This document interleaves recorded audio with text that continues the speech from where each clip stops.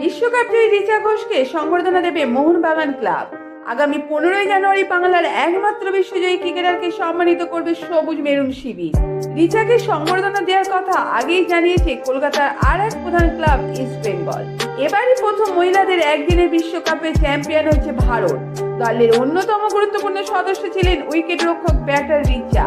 বিশ্বকাপে সবচেয়ে বেশি 12টি ছক্কাও মেরেছেন শিলিগুড়ির বাসিন্দা। গত শনিবার বিশ্বজয়ী ক্রিকেটারকে সংবর্ধনা দিয়েছে সিএবি। একই অনুষ্ঠানে রিচার হাতে বঙ্গভূষণ সম্মাননা তুলে দিয়েছেন মুখ্যমন্ত্রী মমতা বন্দ্যোপাধ্যায়। রাজ্য পুলিশে ডিএসপি পদে চাকরি নিয়োগপত্র তুলে দিয়েছেন মুখ্যমন্ত্রী। বিশ্বজয়ী বঙ্গতনয়ার নামে শিলিগুড়িতে নতুন ক্রিকেট স্টেডিয়াম তৈরির ঘোষণাও করেছেন তিনি। উল্লেখযোগ্য বিষয় হলো ভারতের কোনো মহিলা ক্রিকেটারের নামে স্টেডিয়াম এখনো পর্যন্ত নেই। এদিক থেকে রাজ্য সরকারের এই উদ্যোগ অভিনব। এই বিষয়ে আপনার মন্তব্য অবশ্যই কমেন্ট করে জানাবেন।